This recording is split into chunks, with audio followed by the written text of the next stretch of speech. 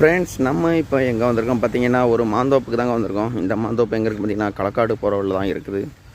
பாருங்கள் ஃப்ரெண்ட்ஸ், இப்போ தான் கொஞ்சம் லைட்டாக மழை பெஞ்சுது.